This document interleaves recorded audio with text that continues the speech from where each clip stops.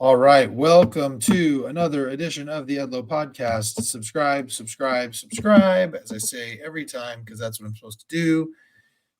This is another interesting one for me. I have Stephen Harley Martin. Mr. Martin has written numbers of books, and you actually help other people who are trying to write books. Is that right? I do. I'm a ghostwriter and an editor, and I'm the editor and publisher of a small press. We have 180 books in print. Somebody's interested in looking for a publisher, go to my website or oakleypress.com. Awesome. Awesome. And one of the reasons why I asked you to come on my podcast is you've done significant research and written books on the topic of consciousness, near-death experiences, things of that nature. You currently have a book. Well, tell us about your current book that's just been out. Yeah, my current book, the most recent one, is Fast Track to Higher Consciousness, and it kind of lays out really what I've learned about the true nature of reality from almost 50 years of studying this. I had a out-of-body near-death experience when I was about 25 years old. Up until that point, I was kind of an agnostic or a secular humanist, and didn't believe there was. Well, I thought I was my body, and that, of course, changed my mind about that. And I got very curious about what really is going on here, and that's what started me off. So I've been at it for a long time. Wow. So tell me, I want to talk about your out of body experience specifically, but when you had your out of body experience and you come back and you start searching this, you reference in your book Christianity. Would you consider yourself a Christian, or did you find kind of some things that you found true in every religion? How did that go about? Well, I consider myself a Christian in the sense that I believe that Jesus Christ was an enlightened being. I don't think he was God incarnate, which I suppose you're supposed to think if you're Christian, but I think everyone, in a way, is God incarnate. We're all part of the source. We're all probes that have been sent out by the source. And Jesus was one of them, but he happened to somehow know a whole lot more than the people of his day. And but I think that there's truth in all religions. I think that the Eastern religions come closer to the truth in terms of what really is going on. And that, in other words, they're closer to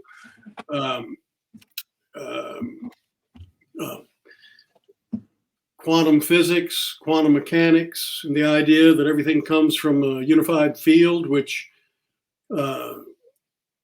Max Planck said was consciousness. The Hindus believe that everything comes from Veda, which is translated a number of different ways, knowledge, so on and so forth. But if you really boil it down, it's consciousness. And that we all share one mind, which is what the Hindus think. And we just happen to think we're separate. In the Hindu religion, they believe that reality that we experience, they call it Maya, which translates as illusion, because we think we're separate individuals when in fact we're really all part of one mind. And we think we're separate because we each have got egos that developed over, from the time we were born till now and continue to govern us. But so to answer your question, it's a long answer to a short question. Yeah, I go to church with my wife. She's a very strong Christian. I was not brought up in the church. We went every now and then, Christmas, Easter, but I was not raised that way. And I didn't believe that I didn't know or believe that there was God until I started looking into it after I had that near-death experience. Yeah. So tell me about the near-death experience. What exactly occurred? Yeah, it was really very brief. I was about 25 years old. I was not married yet. I lived with two other bachelors in an apartment in an old townhouse in Baltimore. And it was a Saturday night, and I was really very ill with the flu, very sick with the flu. I was upstairs in my bedroom. I was trying to, it was a 2-floor apartment. I was trying to read a book ironically called Metamorphosis by which I think that there's some synchronicity to that, because it started my metamorphosis. But anyway, I heard a party, people coming in downstairs, and a party starting up, and that was not unusual in that apartment with two other guys. They'd been out bar hopping or whatever, and decided to bring people home. And so anyway, I was, sitting up there feeling bad, but I thought, gosh, well, maybe I'll just get up, put some clothes on, go down there and see if I feel better, if I have, if I have a little party going on. So I did, and I went down, and of course it was in the 70s, and people were drinking whiskey, and they were drinking beer, and they were passing around these funny cigarettes, and I had a little of everything. And then I just started, I could hardly stand up. I just, knew I had to get back upstairs and get in bed, or I was going to just pass out there on the floor because I felt so awful. So I kind of knee walked back up the steps, flopped down on my bed, and I was just, the bed was spinning. I just was feeling awful. I felt like I needed to get up and go throw up, but I didn't think I could do it because it was just, I was so in such bad shape. And after a bit, it's sort of like I was breathing, and I popped. I felt myself pop. And I looked around, and there was my body down in the bed. It took me a while to kind of recognize it. I'd never seen it from that angle. We only see ourselves in a mirror usually. Right. But it was me. And suddenly it was like my head cleared. I didn't feel bad anymore. I felt okay. And I thought, wait a minute. Up until that point, I'd always thought I was my body, but here I am. I'm up here. I'm here. My body's down there, so I'm not my body.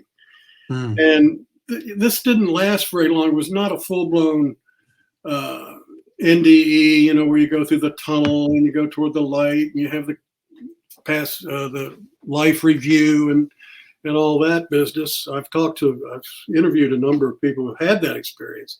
That was not my experience. I think if I had not revived, that I would probably still be haunting that old house in Baltimore, because I didn't see any light or tunnel or anything. And I've heard actually that people who are atheists and die often are the ones that ended up haunting places because they don't know to go to the light. But anyway, after a bit, I just sort of blacked out, and I woke up the next morning, and I felt a whole lot better. But it opened my eyes, and I joined the Rosicrucian Society, which is a society, it's called the Rosicrucian Order. It's a group of people, you might call them metaphysicians. They study metaphysics, metaphysical laws, the true nature of reality. They believe in reincarnation and all that. And I could tell you that I took all their courses, went from novice to adept, and they do know what's going on. They do know what the true nature of reality is, which in the book you mentioned, or I mentioned, Fast Track to Higher Consciousness, I explain what the true nature of reality is. And if you want to talk about that, I'll keep going. Yeah. But no, that's exactly actually where I wanted to go, because you mentioned something really interesting. I pulled a few quotes from your book as I was reading it. You mentioned that the Western culture's teaching about the meaning of life either lead denialism or going through the motions in the hope of being rewarded with a better existence after death. Maybe you can use that as a springboard. Yeah, what we're taught. Well, the way I see it, there are two prevalent worldviews in the West. By the West, I mean Europe and the United States and Canada and so forth, the Western countries. And those are secular humanism, which is the idea that there is no God, that everything is material substance. The basic premise of scientific materialism / secular humanism is that all that exists is matter. And our bodies are like machines with a computer-like brain, and when we die, that's it. It's sort of like you pull the plug on a vacuum cleaner and it's over with. Which as you mentioned, I think leads to nihilism. I mean, what is the point of it all if we're just here to well, the idea is that we're here to have a good time and eat, drink, and be merry, for tomorrow you may die. Make as Right. much money as you can, have a good time. That's really kind of what comes out of that. But yet, Right. it's bound to lead to nihilism in that, what's the whole point? Yeah. I think one of the catchphrases I have in there is, life's a bitch and then you die. Right. The other, the other worldview, which is shrinking, I think, in size, is the one that comes from being raised in the church, and that is that we are basically fallen creatures who, Garden of Eden and all that, and Moses went up on the mountain, got the 10 Commandments. That's the creed to live by. And later on, Jesus came, who was the God incarnate, and told us how to live. Love your neighbor, love one another, do unto others as you would have others do unto you, and love God. And if you do all that, you believe in Him, then you're going to go to heaven. Which is a whole lot better outcome than the Sure. Yeah. but it's still not exactly right according to what I've learned. So yeah, those are the two basic worldviews, and the objective of this book that I've got that's a little band because it's not for sale because it's a proof. But Fast Track to Consciousness basically says that that the ground of being is mind. Max Planck, the guy who came up with quantum theory, won the Nobel Prize for it in 1918, basically said that the ground of being is consciousness, that everything comes from consciousness. And I go on to say that, you really don't experience anything except through your consciousness, through your five senses. We don't experience anything directly. And the reason we don't is because really what we're immersed in is the mind of the source that creates this reality around us. There are a lot of materialistic type scientists nowadays who think that we live in a simulation, that everything is, ones and zeros, and that we are in effect avatars in this reality. Well, that's really kind of close to the truth, except that it's not a computer program. It's the mind of God that we're all immersed in. And yeah, you actually mentioned, sorry to interrupt you, but I wanted to say, you mentioned in your book that we kind of view ourselves as like separate, right? That we're all, but you say, you actually quote a statement from, there was a book, I think it was called Dancing Wu Li Masters, which suggests that all things in the universe, including us, are all parts of like an organic pattern. Maybe you can kind of explain more about what that means. Well, yeah, that's exactly right. What the Dancing Wu Li Masters was written by Gary Zukav, for more than 40 years ago. But basically what it does is explains quantum physics in a way that just normal people like you and me can understand without all the mathematics and so forth. And basically what quantum physics says is that there is no such thing as matter the way we think of it. There's no such thing as solid stuff. If you could go in with a microscope and look at anything, keep going, and you find out that really all it is vibrations. It's, like little solar systems of the atoms and everything there's nothing really solid. And Max Planck, again, the founder of quantum theory, said that there has to be an intelligent mind behind all that, creating it. Think about, for example, the DNA molecule, which is essential for life. The DNA molecule, there's one in every cell of your body. And if you were to go in and stretch that thing out It's the double helix thing. If you were to stretch it out, it'd be 6.5 feet long, 2 meters long. And basically what it is computer code. Everybody's seen the printout of DNA. That's how they can tell whether, somebody's related and so on. It's computer code that tells the cell when and how to make proteins that are needed for life. Well, how did that happen by accident?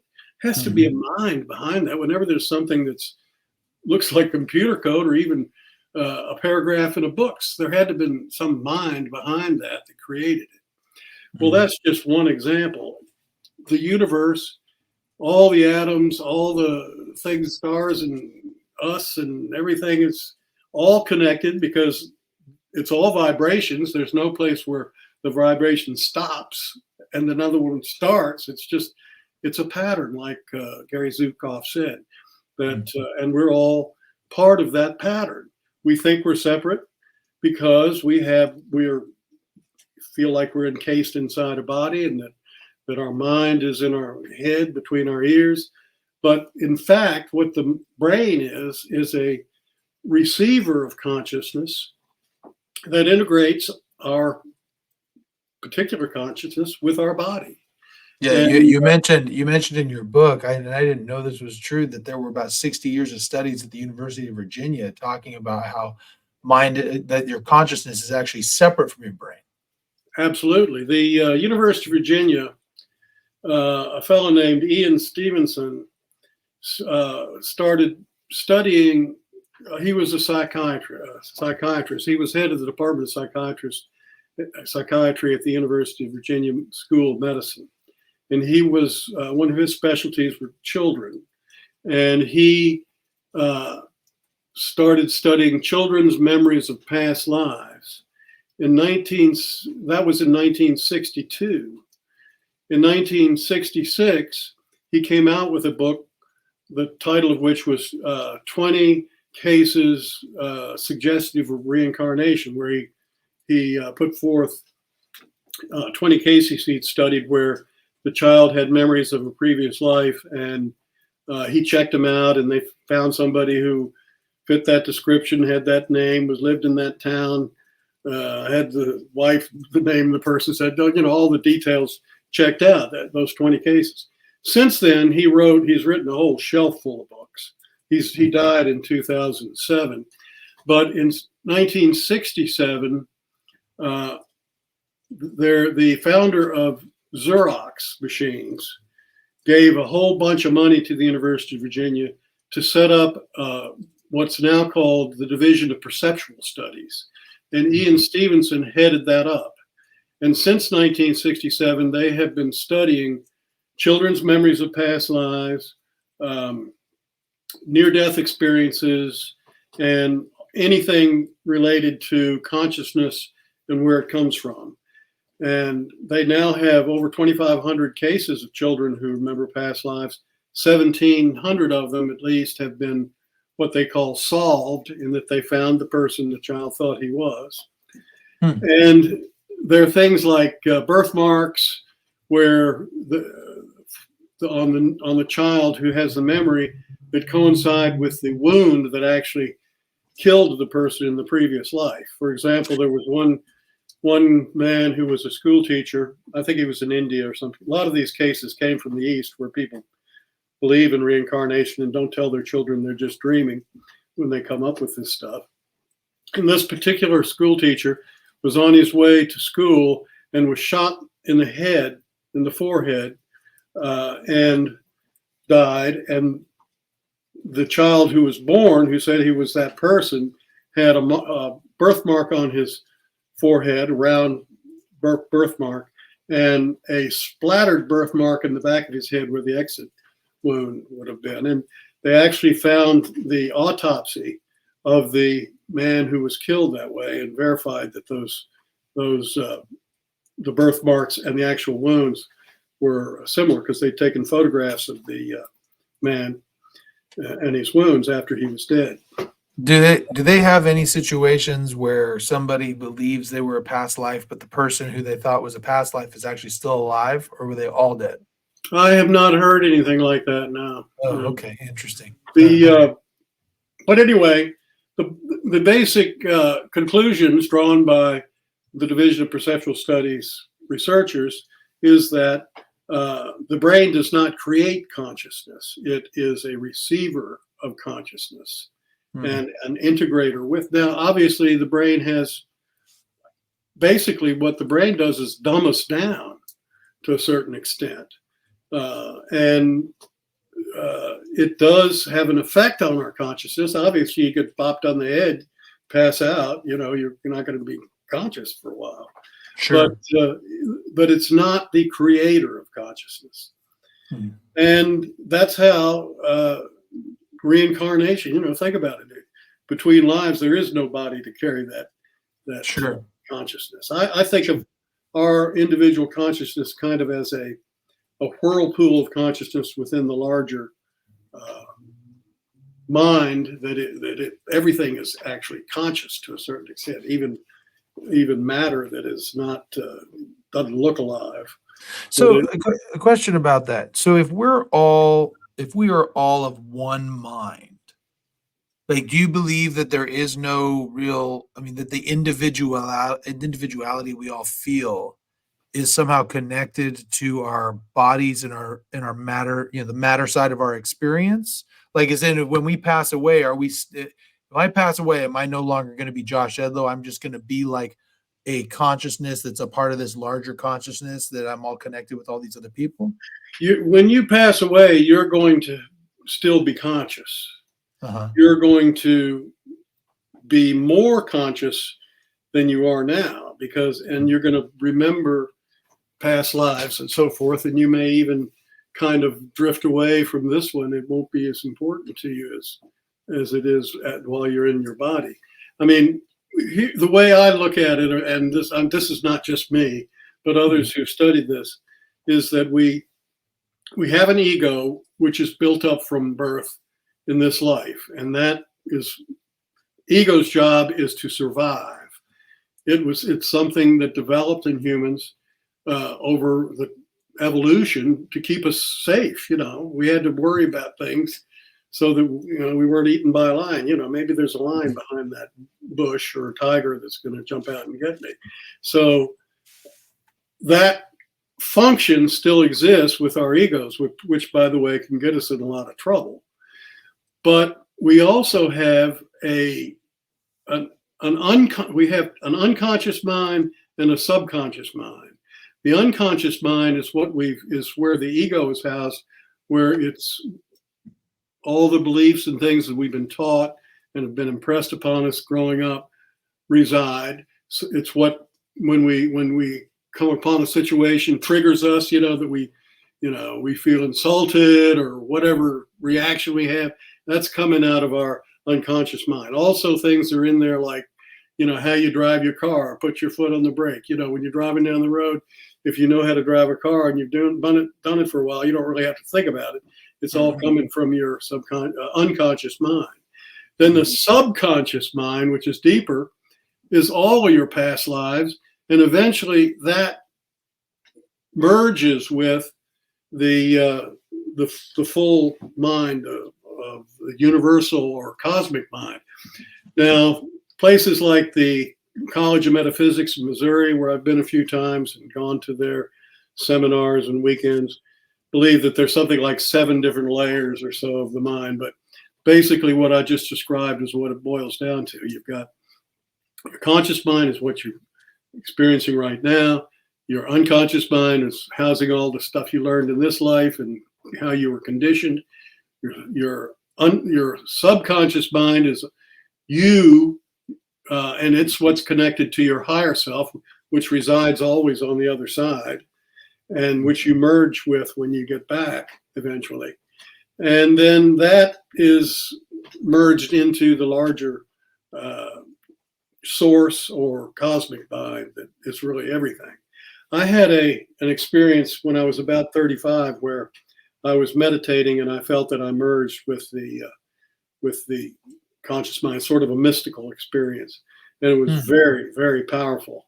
And when I came out of that, there was no question in my mind that there's that we're not who we think we are.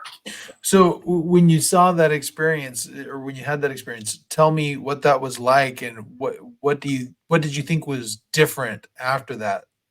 Well, it happened on a very nice late spring, early summer day here in Virginia.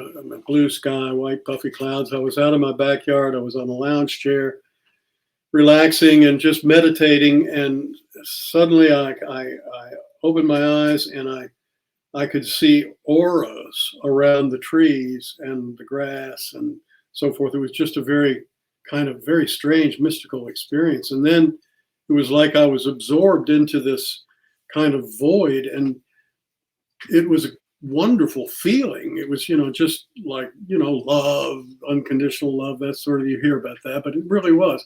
And then whenever I thought, wow, and I would think about something, and all this information would be like downloaded. I could have told you the answers to all the mysteries of the universe if somebody had asked me the question and I'd been able to hear them. It was just an incredible experience. And I don't know how long it lasted. It must have been, it could have been anywhere from a few minutes to half an hour, but I didn't want to leave that feeling. It was so wonderful. But I did come out of it, and I brought some things back with me, but I never could access it. I've never accessed it again, but I know it's there. And I think that when we do pass, we'll have a shot at that merging with that conscious mind again.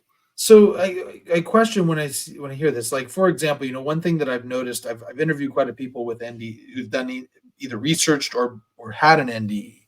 And one of the things that I find really interesting is the connection with family. Like, people talk about, you mentioned the life review and things of that nature. One of the things it seems to be a key component is either when they are about to pass or right as they're passing, there's the appearance of loved ones who come to kind of usher them through. Tell me, in your research, have you seen anything that kind of connects that to this idea of consciousness and not being separate? Yes, I have. Let me just say one thing that I meant to say earlier when you were talking about, we each have this I am feeling, that, I am me. But that is, everybody has that. And it's really the source. You are the source. The conscious, and we all share the same consciousness and share the same I am feeling. Now, to answer your question about family, it seems to me, and what I've learned and read and talking with people and who are really more knowledgeable than I am, that we tend to have we're from a soul group. We each have a soul group, a group of people that we're kind of connected to, and we incarnate together often. Maybe not all of us every time, but maybe a few of us. And we come here to kind of help each other, teach each other lessons, because I really think that what life is about is evolution of the soul, evolution of consciousness. And the earth is kind of like a school where we have problems thrown at us and the problems to deal with and overcome. And if we meet them the right way, we grow as a result. And anybody who's been through a hard time will probably tell you, if they came through it all right, that they are a better person because of it. And they've evolved because of it. Maybe they won't use those words, but that's what they mean. Well, your mother might have been your sister in a previous life, or your father could have been your brother, or there are different arrangements each time, but there are a group of people that you likely incarnate with and come to know. I certainly think that's true. Do you also, like, for example, sometimes people believe, like, have you ever met somebody and felt in some way that you were connected to them. Like, there's some people who just immediately come into your life and they immediately become important. Do you have any, has anybody, any of your research described that? Is that kind of in this same thing? Like there's a belief in Yeah, it a is. soul It's group? what you're doing is it's probably somebody you were, you know, speculation with a lot of people, and I think this is so. You kind of plan your life out before you're born. You don't remember it because we all go through this veil of forgetting when we come into this reality, and there's a reason for that. If we had all the answers to the questions and knew what we were here to do, and it would be like taking a test by copying off a cheat sheet. You wouldn't really learn anything that way. Right. But yeah, there are people that are probably lined up for you to meet, and we do have free will, so we don't have to make them our good friend or our wife or our partner in business or whatever it might be. But that connection from the other side is there. That they're likely one of our group soulmates. And so yeah, and I've had deja vu kind of experiences that are like that. Or I think I was a pilot in World War II, and the reason I do is because I was flying in a small plane with this old guy who wanted me to take the controls because he just thought I could do it. And I took the controls of the plane. I thought, oh wow, I know how to do this, and it's sort of like the memory of that previous life came back. So yeah, deja vu and sudden strange affinity for someone. You can also run into people that you dislike immediately, and that could be from a previous life too.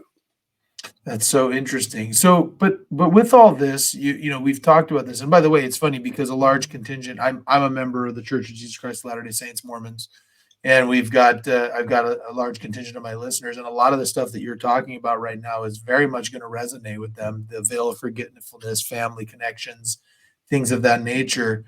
But and this idea of progression is one that comes out quite a bit within the Mormon faith. The idea that you're growing and you're learning, and that this is an eternal progression that you're going through. But in your research, have you figured out what we're growing into? Well, I think that we are growing toward reunification with the source. Okay. That eventually, when we, it's going to take a long time, but eventually, when we reach a certain level, that's the final step. But not that we'll lose our individual consciousness. We will merge. It'll be sort of like that experience I had, I guess, in my backyard. Where we merge with the creator, with the source, with the cosmic mind. And maybe we become a new universe. I don't know, but something like that. There are theories that we really go through this thing, not just the whole rigmarole from, ape man to enlightened being, not just once, but over and over again. So I'm not sure about that, but it makes sense to me that we're on some sort of a path toward either becoming universes ourselves or merging back with the source itself. So when you refer to the source, is that kind of similar to what religions would call God? And if so, what do you think, based on your research, that source looks like? Yeah, the thing, I mentioned earlier that I thought that Jesus was enlightened and knew what he was talking about, but that he was misunderstood because people in the West, the Greek world back in his day, believed that, well, for one thing, back then they didn't believe there was just one God. The Jews had Yahweh, the Canaanites had Baal. The Jews always said ours is really the best one, the good one. But they didn't deny that there were other ones.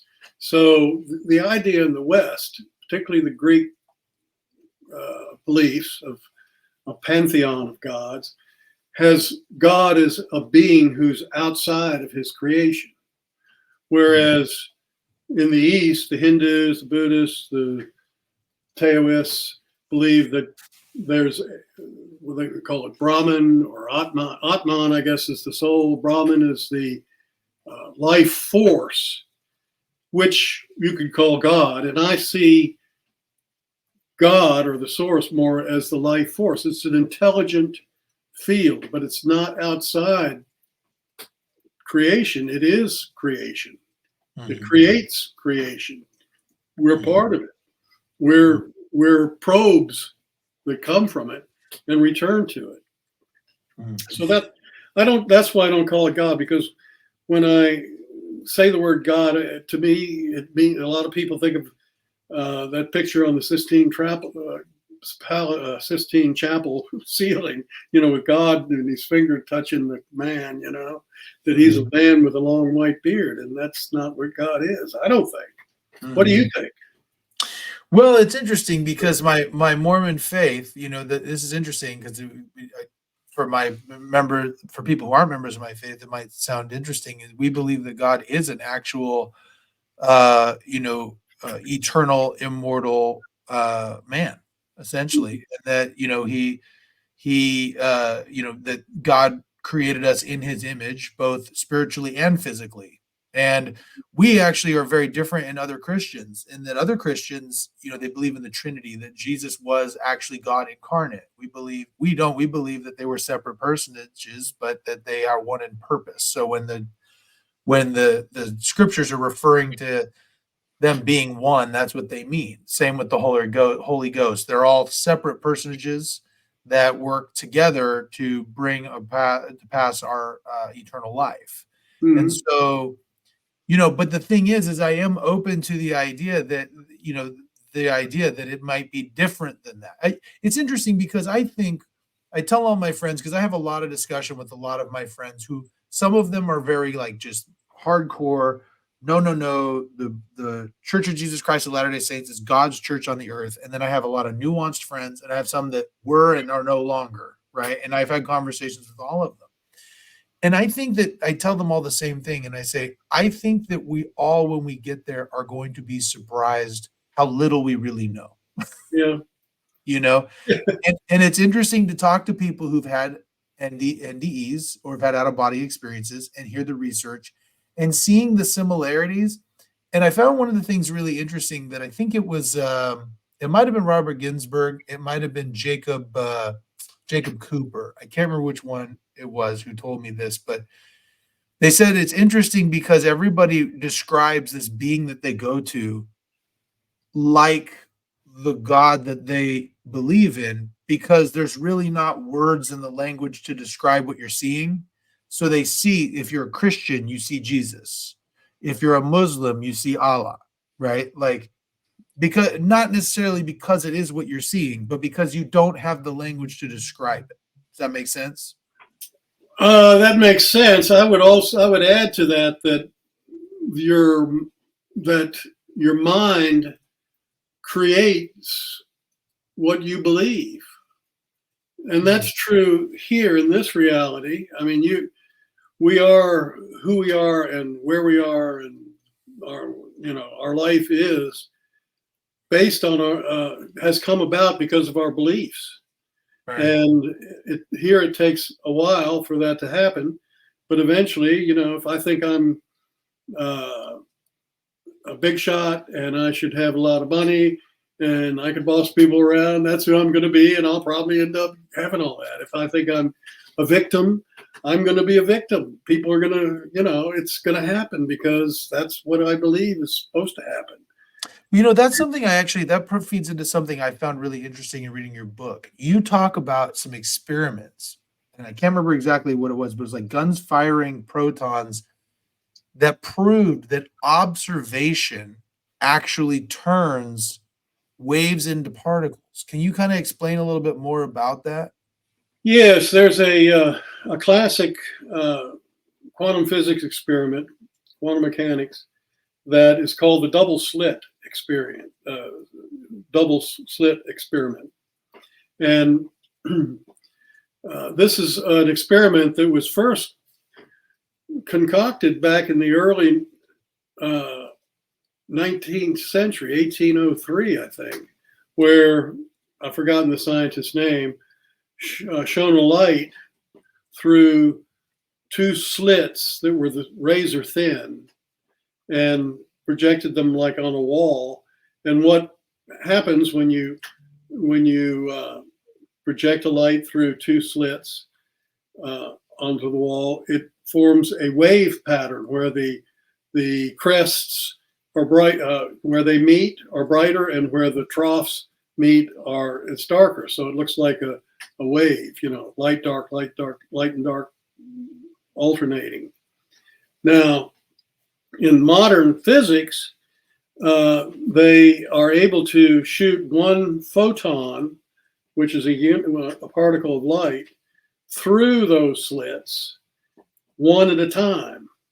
And if they shoot the photons through the slits one at a time and don't measure which slit a photon went through, even though they were shot one at a time over a period of time, it makes the wave pattern on the screen.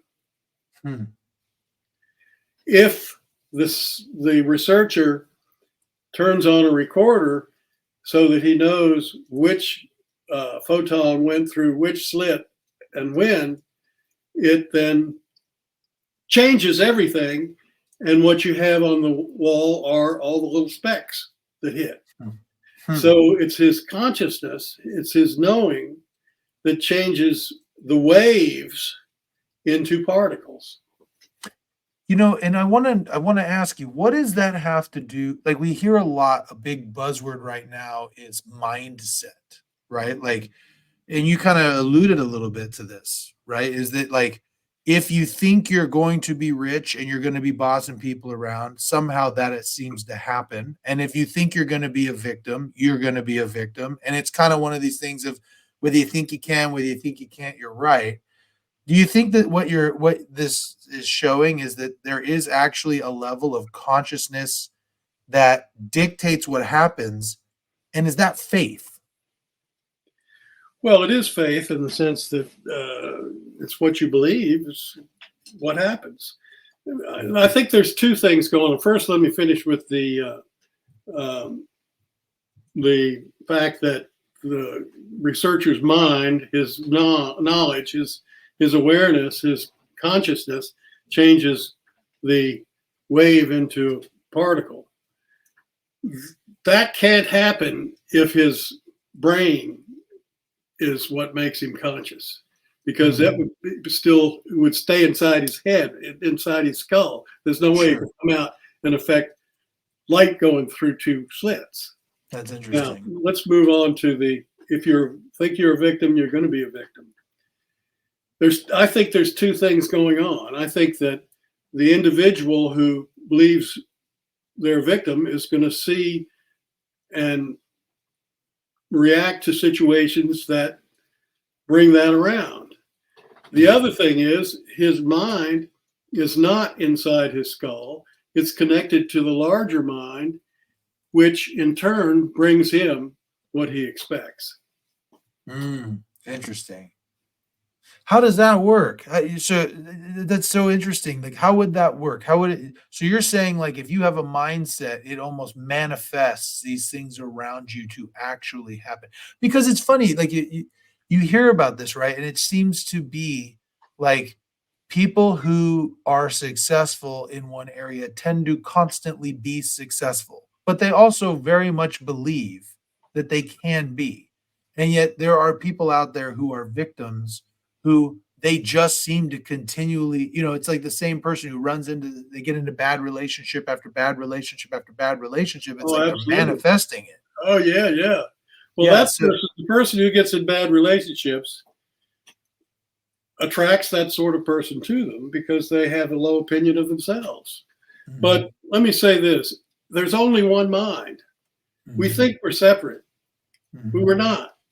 Mhm. I explained where we have, the conscious mind, the unconscious mind, the subconscious mind, but it all melds into the big mind that is everybody's mind. And so we're thinking stuff into that's going to come back to us. Mhm. Yeah, and so is there a way, I guess, well, I guess I think I know the answer to this, but I mean, can you change your consciousness to react in I those think ways? you can. And in fact, one of my, I don't know, not if this book has it in there, but um, I think that you need to in order to change your consciousness, you have to first realize that you are not your ego. Your Mhm. ego is a construction that was built up since birth. Mhm. You don't have to listen to your ego. You don't have to do what your ego says.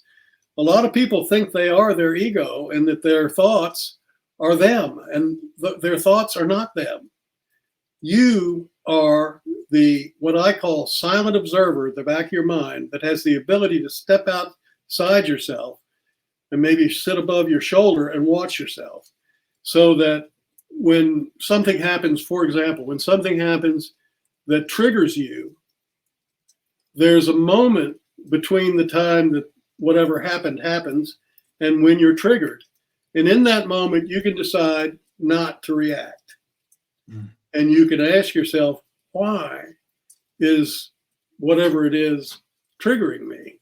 What Mhm. is it that I was taught as a child or learned in school that's causing me to react that way? Mhm. And if you do that enough, you can retrain your mind to to not listen to your ego, which is your ego is what's creating your life now. If Mhm. you're so absorbed in your ego that you think you are your ego, Sure. and that's the ego is the victim or the boss or Mhm. whatever in between. The other thing that and people can go to I have a page on my website. It's not on the menu. You'd have to find it, but I can give it to you. I could email it to you. Maybe you can put it in the write up under the show.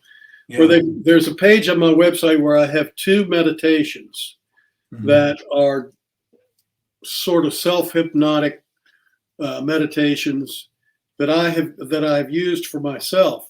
Started using them 30 years ago. I don't use them anymore because I don't need to, but that are designed uh, to break you away from your fears.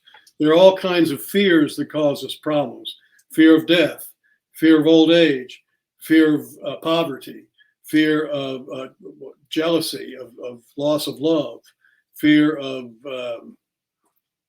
I don't know. I think there's something like seven. I'm going to remember them all right off the top of my head. But this meditation is designed to eliminate those fears. Mhm. And it worked for me. I actually listened to a tape back, it must have been 30 years ago, that changed me. And what the meditation I have on my website is adapted from that one that I did 30 years ago. So, Mhm. it's something you listen to every night before you go to bed or while you're in bed, maybe drift off to sleep. That's fine. But eventually, really, it'll change you for the better. Wow. Now, with all of this, tell me, with all this knowledge that you've learned since you were 25, how do you think that this has changed you as a person? Well, before I was the typical person who thought that, you know, what life was about was to have a good time, make as much money as possible, and eat, drink, and be merry, and tomorrow you die. I don't think that anymore. I've done well in business. I had my own advertising agency. I made a lot of money selling it, but I don't really care about money anymore. And Mhm. uh, what I want to do is get the word out about what I've learned, because I think it can make so much difference in our world if everybody knew that they're eternal beings who are having a temporary physical experience, that we're all one, that when we, as Jesus said, whatever you do to one of these, my brothers or sisters, you do to me. We're all one. When we hurt others, we end up hurting ourselves. If we just did that, if we, love your neighbor as yourself, if we did those things, just think how much, there would be no wars. There would be, the world would be like the kingdom of heaven on earth, which is what he was obviously trying to create and failed. But so yeah, I'm trying to get the word out about what I know with books like Fast Track to Higher Consciousness, for example. Because when you've read that, and if you believe it, it's going to change you, and it'll change you for the better. Mm-hmm. I think we should each try to figure out what our particular gifts are, that what we can do that probably better than anybody else, and use those in service to others. And if everybody did that, it would be a wonderful world. That's an interesting point. I wanted to add, that's something maybe I want to ask you, is that, in the Christian faith, we talk about gifts of the Spirit. Some people have these talents and those talents, those gifts, and everybody's different. If we're all part of one consciousness, why do each of us have, what is it that creates us all having these different, very distinct talents and individual personalities? Is that the ego and the body that we have here, and maybe the way it's filtered through in our environment, or something else? No, it's true that we each have, I don't think they're gifts. Okay. I think they're things that we learned over many lifetimes, that we have become who we are based on our particular evolution through many lifetimes. For example, I went to a weekend at the School of Metaphysics more than 20 years ago that was, you were supposed to learn your Dharma from going to that weekend seminar thing. And my Dharma, according to them, and I believe it's absolutely true, they called omniperception, which is that I'm able to, it's really heightened intuition. I'm able to see a small part of something and figure out the bigger picture from it. And that's why I write all these books. But other people have other gifts that are really learned over many incarnations. It could be that they're very good at discernment, that they're very good at helping other people, encouraging them, so they may become a coach or a psychiatrist or a psychologist. There are probably hundreds of different specialties that people have developed over many lifetimes. That's why I say we call them gifts, but we probably earned them somehow. Mm-hmm. Interesting. And you think that's funny, because I joke, I have 4 kids, and I joke because it's like some of the things that I see them do, I'm like, oh yeah, that's me. And then there's some things I say, I have no idea where that came from. You know what I mean? Like in this past life idea, or this idea of an eternal conscious being, it kind of lends to this idea that like they are their own individuals that have been going through experiences even before that I even knew who they were, because there's just sometimes I'm like, I don't know where they got this talent. I have a daughter right now who's just hugely into theater, and she's if you were to get her into a room, she's a little nervous, like talking to new people, but you get her on a stage and you can't shut her up. You know what I mean? And she just loves it. She just loves it and identifies with it. And all her little theater friends that are all just so strange, like she just identifies with all of them and just loves them. And I have no idea where it came from. And it's just so interesting. Maybe she had a past life in the Shakespeare or something. I don't know. Could be. Yeah. Well, it's the same here. I mean, I have 4 kids too, and they're all different. they're each they're themselves. It's buried in their subconscious mind. Yeah. It's Yeah. all of it's there. And people go through. You probably interviewed regression therapists who can Mhm. take people back to previous lives and have them remember. I've done some of that and have remembered a couple of past lives. Hmm. So, and that was one of the things about that weekend at the College of Metaphysics. They told me about how I got this ability, through a number of past lives.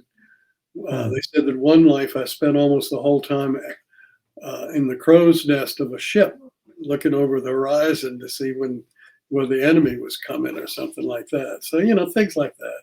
It's amazing. Interesting. Yeah. Well, let me ask you, you said you'd give me an hour, and I appreciate your time. I want to ask you 3 questions I ask everybody at the end. The first one is what would you say is your biggest success in life? Oh, the biggest success in life, I would say, is a couple of books that I've written that have been very well received, and hopefully, and I think it probably helped a lot of people. One that's off and on a bestseller in its category and came out last July, I believe, is called "Death is Fiction, Fear and Illusion." And then there was one I wrote in 2017, Afterlife, The Whole Truth. That's been a very popular book, and I think it's helped a lot of people. So I would say that's those Those have books. been, yeah. What would you say is your biggest failure in life, and what did you learn from it? Biggest failure in life was not cutting back quickly enough in the 2008 recession and lost a ton of money. I feel you there. It's funny. I share a story. I bought a house in August of 2005, which historically was literally the worst month in history to ever buy a house in California. And yeah, in 2008, in October of 2008, I sold that house at a massive loss. Yeah. So I feel you. That's so funny. But what's funny? We talk about what we learned from that, and I've shared this story before. That I'm actually grateful I went through that, because now I was in the middle of trying to get through. I was in the middle of college. I had made some money. I bought a house thinking I was going to use it as an investment when I was going to go to law school to sell it. And because here in California, I don't know what it was like in Virginia, but in 2005, you bought a house, you hear stories of people selling it for 100 grand more 6 months later, you know? And so I thought that was going to be me. I was going to hang on to it for a couple of years till I don't have to pay capital gains, sell it, and then I was going to use that to pay for law school. And that did not work out.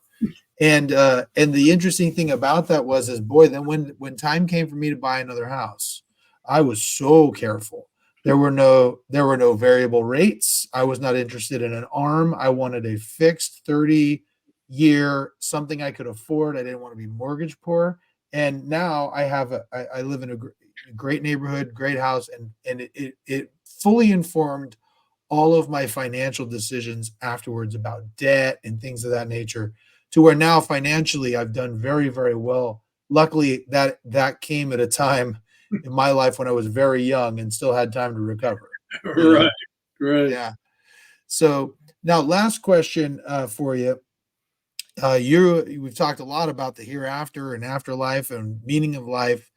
One day you're going to pass away, and there's going to be a funeral, and someone's going to give your eulogy. What do you hope the one thing is that somebody would say about you in your eulogy? Oh gosh. Well, I guess that he wasn't afraid to say what he believed. It's funny. There's a lot of people who are afraid to do that. Yeah. Yeah. They want to conform. They want, they don't want people to think ill of them. And I'm sure there are people going to think I'm a nut just from this podcast. So, Well, I really don't care. well, I'll tell you what, I've had some nuts on this podcast, and I would say you're not even bottom 50%. So that's okay. No, I appreciate you coming on. This has been an interesting discussion. It's interesting because one of the things I loved about your work and why I wanted to have you on is this this you have seemed to kind of find a way to kind of meld the the idea of quantum mechanics with religion in a way that kind of makes sense. And so I appreciate that people like you are doing this work because it's way above my pay grade. So so if people want to get a hold of you, find you, where do they find you? Well, my website, shmartin.com. And you can contact me through my contact form on the website. I do answer everyone who sends me an email that way. And I've even formed some friendships that way. I've got a friend that I keep up with in France who read one of my books and sent me an email through my website, and we correspond regularly. Awesome. So, yeah, and it also lists all my books under the. You can look on the menu there and see the books I've written, and click on a title on a cover page illustration, and it'll take you to the page on Amazon where you can find out more about it. Awesome. So shmartin.com. Awesome. Well, Mr. Martin, I appreciate your time. Thank you very much. Next time you write a book, because I'm guessing you're not finished. If you write another one, let me know. We'll have you back on so you can promote it. And we'll have more discussions about it. I really appreciate it. I will do it. Thank you very much. Thank you. No problem. All right.